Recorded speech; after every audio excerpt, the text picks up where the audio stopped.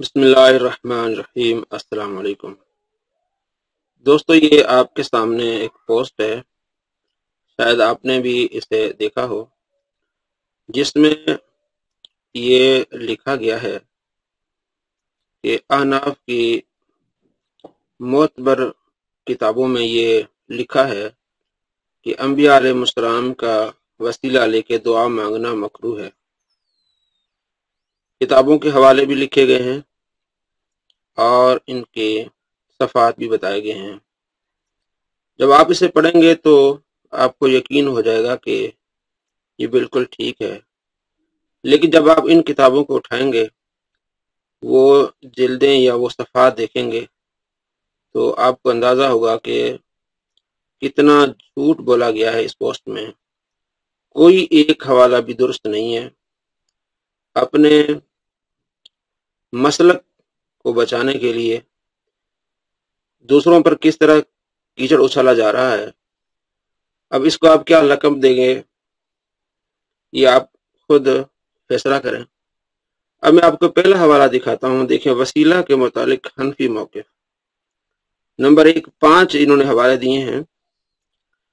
Number 1 حضرت امام ابو حنیفہ، امام ابو یوسف، امام محمد بن حسن شیبانی فرماتے ہیں یکرہ ان یقول الرجل اسألک بحق فلان او بحق انبیائک و رسولک۔ کسی آدمی کا اس طرح مانگنا مکروہ ہے کہ اے اللہ، میں تجھ سے فلاں کے وسیلے یا نبیوں اور رسولوں کے وسیلے سے اور بیت اللہ یا مشعر الحرام کے وسیلے سے دعا کرتا ہوں، کیونکہ مخلوق کا خالق پر کوئی حق نہیں۔ شرح فقہ الاکبر صفحہ نمبر 61۔ اب آپ خود اندازہ لگائیں کہ فقہ اکبر میں یہ صفحہ نمبر 61 میں جو شرح ہے فقہ اکبر کی، اس میں لکھا ہے۔ اب میں آپ کو کتاب دکھاتا ہوں اور صفحہ بھی دکھاتا ہوں کہ کتنا جھوٹ بولا جا رہا ہے میڈیا پر، اس طرح کی جھوٹی پوسٹیں بنا کے اپنے مسلک کی دفاع کیا جا رہا ہے۔ یہ ہے شرح الفقہ الاکبر، ٹھیک ہے جی، اور اس کا صفحہ نمبر میں آپ کو دکھاتا ہوں۔ یہ صفحہ نمبر ہے 61، ٹھیک ہے جی۔ اب پورا آپ صفحہ پڑھ لیں گے، میں آپ کو دکھا رہا ہوں تاکہ اگر آپ اس کو روک کے ویڈیو کو آپ پڑھ سکتے ہیں۔ ایک جملہ بھی اس بارے میں نہیں ہے یہاں، اور اس سے آگے پیچھے جو بیان کیا جا رہا ہے وہ صحابہ کرام علیہ رضوان کے بارے میں۔ یہ دیکھیں، ابو بکر صدیق، عمر فاروق، عثمان غنی، سب ان کے متعلق آ رہا ہے، ان کے فضائل اور ان کے درجات بیان کیے جا رہے ہیں اس کتاب میں۔ ابو بکر صدیق، ٹھیک ہے جی، اور ان کے بارے میں یہ دیکھیں وصف ہے۔ کوئی ایک جملہ وہاں جو لکھا ہوا ہے آپ کو یہاں نہیں ملے گا۔ اس سراسر جھوٹ اور ایسی جھوٹے پوسٹیں جو ہیں وہ لوگوں کو دکھائی جا رہی ہیں اور وسیلے کے متعلق اس طرح پروپیگنڈا کیا جا رہا ہے۔ سارا میں نے آپ کو دکھا، ایک جملہ بھی اس بارے میں نہیں ملے گا آپ کو یہاں۔ اب دوسرا حوالہ دیکھیے، اہم ترین کتاب ہدایہ، اور حنفی علماء کرام نے اس کتاب کے متعلق جو کچھ کہا اس بارے میں انہوں نے لکھا ہے جی۔ اب اس میں کیا لکھتے ہیں کہ وَيَكْرَهُ أَن يَقُولَ فِي دُعَاءِ بِحَقِّ فُلَانٍ وَبِحَقِّ أَنبِيَائِكَ وَرُسُلِكَ، اور کسی آدمی کا اپنی دعا میں یہ کہنا کہ مکروہ ہے کہ فلاں کے وسیلے سے یا نبیوں اور رسولوں کے وسیلے سے سوال کرتا ہوں، کیونکہ مخلوق کا خالق پر کوئی حق نہیں ہے۔ اوپر دیکھیں حوالہ کیا ہے، ہدایہ اخیرین 473۔ اب یہ ہدایہ ہے سامنے آپ کے، اول دوم، اس کو اولن کہتے ہیں اور ان کو اخیرین کہتے ہیں۔ یہ جی 473 صفحہ، اور اس میں مختلف مسائل بیان کیے گئے ہیں۔ یہ دیکھیں، یہاں سے شروع ہو رہا ہے، ادھر سے یہ مسئلہ ہو رہا ہے طلاق کے متعلق آ رہا ہے، ٹھیک ہے جی۔ فقہی مسائل چل رہے ہیں طلاق کے متعلق، یہ دیکھیں عدت کے متعلق، اور اسی طرح اور مسائل یہ دیکھیں، اور نیچے دیکھیں یہ خمر کے متعلق اور احتکار کے متعلق۔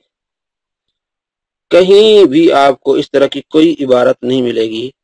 اس پوسٹ میں کتنا جھوٹ لکھا گیا ہے وسیلے کے متعلق، ہدایہ میں ہے 473، دیکھ لیں جی۔ ایک لفظ بھی آپ کو وسیلے کے متعلق نہیں ملے گا۔ دیکھیں، آپ آسانی سے کر سکتے ہیں، دیکھیں نبی، انبیاء و رسولک والا لکھا ہوا ہے۔ اب آسانی سے پہلی لائن، دوسری لائن انبیاء و رسولک، کہیں آپ کو نہیں ملے گا. دیکھیں آسانی سے، یہ دیکھیں. ٹھیک ہے جی. یہ جھوٹ دیکھیں کس طرح کی جھوٹی پوسٹیں بنائی جا رہی ہیں. اس کے بعد ہے تیسرا حوالہ ہے جی بحر الرائق کا. یہ بھی آپ تھوڑی دیر بعد دکھاتا ہوں کیونکہ میرے ٹیبلٹ میں وہ ہے. اس کے بعد فتاوی عالمگیری میں ہے اور اس کی کوئی جلد نہیں لکھی گئی، کافی ساری ان کی جلد ہیں، یہ بھی جھوٹ ہے سراسر. چوتھا جی یہ ہے الدر المختار، جلد نمبر 2 اور صفحہ نمبر 630. اس کے جھوٹ کا خود پردہ چاک ہو رہا ہے کہ جلد 2 میں 630 صفحہ تک ہے ہی نہیں ہے. میں ابھی آپ کو دکھاتا ہوں. یہ ہے جی الدر المختار، 365 تک ہے. ٹھیک ہے جی. تو 630 کہاں سے آ گئے؟ یہ کس طرح لوگ جھوٹی باتیں پھیلاتے ہیں. 367 یہ یہاں ختم ہو جاتا ہے. 371 تک ہے جلد 2 کا جو ہے نا وہ صفحہ. ٹھیک ہے جی. یہ جھوٹی پوسٹیں کس طرح لوگوں کو سینڈ کی جا رہی ہیں اور بتایا جا رہا ہے کہ دیکھو جو در مختار میں ہے. جب 371 تک اس کی ختم ہو گیا، سارا اینڈ ہو گیا، تو 630 کیسے آئے گی؟ تو ان 3 کتابوں میں نے آپ کو دکھایا کہ ایک بھی حوالہ صحیح نہیں ہے، اور ان میں ہے ہی نہیں. یہ فقہ کی کتابیں ہیں صرف ایک کو چھوڑ کے. اچھا اب آگے ہے جی دیکھیں بحر الرائق، جلد نمبر 8 ہے اور صفحہ نمبر ہے 20. یہ مکتبہ شاملہ ہے اور فقہ حنفی کی کتابیں، جلد نمبر 8 صفحہ نمبر 20. یہاں بھی آپ کو کوئی ایسی عبارت نہیں ملے گی. اجارہ کے بارے میں یہاں بات ہو رہی ہے. انبیاء اور رسول سے وسیلے کے بارے میں ایک عبارت بھی نہیں ملے گی. اب آسانی سے جیسے میں نے آپ کو کہا کہ انبیاء اور رسول یہ ایک ایک لائن میں دیکھتے جائیں، آپ کو نہیں ملے گا. بالکل جھوٹ. اور اس کے پیچھے بھی آپ دیکھ سکتے ہیں کہ یہ دیکھیں باب الاجارہ فاسدہ، فاسد اجارہ کے متعلق ہے. یہاں باب ہے تو اجارہ کے متعلق وسیلے کا ذکر کہاں سے آئے گا؟ یہ جھوٹے لوگ. ٹھیک ہے جی. کس طرح جھوٹی پوسٹیں بنا کے لوگوں کو پریشان کرتے ہیں. اب میں آپ کو دکھاتا ہوں کہ یہ وسیلے کا ذکر ہے کہاں. یہ ابن ماجہ، حدیث نمبر ہے 1385. یہ راوی ہیں عثمان بن حنیف. کہتے ہیں ایک شخص نابینا شخص آئے آپ صلی اللہ تعالیٰ علیہ وآلہ وسلم پاس. اس نے کہا یا رسول اللہ میرے لیے دعا کریں کہ اللہ مجھے صحت یافتہ کر دے، یعنی میری آنکھیں واپس آ جائیں، بینائی جو چلی گئی ہے. آپ صلی اللہ تعالیٰ علیہ وآلہ وسلم فرمایا اگر تم صبر کرو تو تمہارے لیے بہتر ہے، اور اگر تم چاہو تو میں تمہارے لیے دعا کرتا ہوں. عرض کیا رسول اللہ میرے لیے دعا کریں. آپ صلی اللہ تعالیٰ علیہ وآلہ وسلم فرمایا کہ اچھی طرح وضو کر، 2 رکعتیں پڑھ لے اور اس کے بعد یہ دعا کر اللہم انی اسألک و اتوجہ الیک بمحمد النبی رحمت. یا اللہ میں تجھ سے سوال کرتا ہوں اور تیری طرف متوجہ ہوتا ہوں نبی رحمت کے وسیلے سے. یا محمد، اے محمد، انی قد توجہت بلیک، یا محمد بے شک میں متوجہ ہوتا ہوں آپ کے وسیلے سے الی ربی، اپنے رب کی طرف، فی حاجت، اس حاجت میں، تو یہ حاجت میری پوری فرما میرے مالک. تو 17,241 نمبر حدیث ہے مسند احمد میں کہ وہ نماز پڑھی، اس نے دعائیں مانگ کی آیات، وہ بالکل ٹھیک تھا، آنکھوں والا تھا. یہ حدیث صحیح حدیث ہے کہ آپ صلی اللہ تعالیٰ علیہ وآلہ وسلم کے وسیلے سے دعا مانگنا. اب یہ سوال کرتے ہیں کہ جب آپ صلی اللہ تعالیٰ علیہ وآلہ وسلم زندہ تھے اس وقت دعا مانگنا آپ کے وسیلے سے جائز تھا، اس کے بعد نہیں. اس کی بھی دلیل میں آپ کو دکھاتا ہوں. المعجم الصغیر لطبرانی، نیچے جلد نمبر 1 صفحہ نمبر 336، حدیث نمبر 508.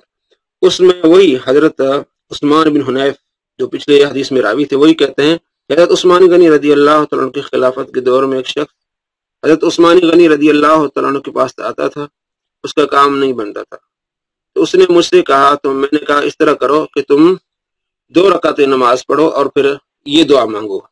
یہ دیکھیں آپ سامنے عثمان بن حنیف کہتے ہیں کہ اس طرح کر لو، وضو کرو، پھر مسجد جاؤ، 2 رکعتیں پڑھو اور آپ صلی اللہ تعالیٰ علیہ وآلہ وسلم کے وسیلے سے دعا مانگو۔ انہوں نے ایسا کیا تو اس کا کام ہو گیا، اور آگے پھر عثمان بن حنیف کو کہا کہ جزاک اللہ خیر، اللہ آپ کو جزاک خیر عطا فرمائے۔ اس وقت حضرت عثمان بن حنیف نے کہا کہ میں نے یہ آپ صلی اللہ تعالیٰ علیہ وآلہ وسلم کی بارگاہ سے سنا تھا، جب میں موجود تھا تو ایک نابینا شخص آیا تھا، اس نے شکایت کی تھی ذہاب بصری، اپنے بینائی جانے کی، تو آپ صلی اللہ تعالیٰ علیہ وآلہ وسلم فرمایا تم صبر کر لو تو بہتر ہے، نہیں تو میں تمہارے دعا کرتا ہوں۔ انہوں نے کہا یا رسول اللہ دعا کیجیے۔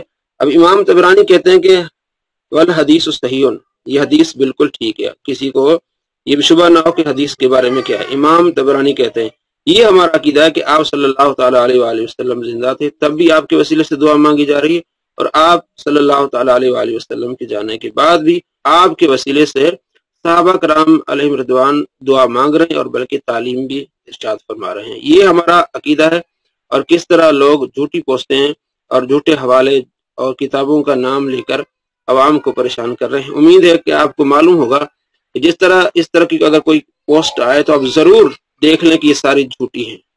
السلام علیکم ورحمۃ اللہ وبرکاتہ۔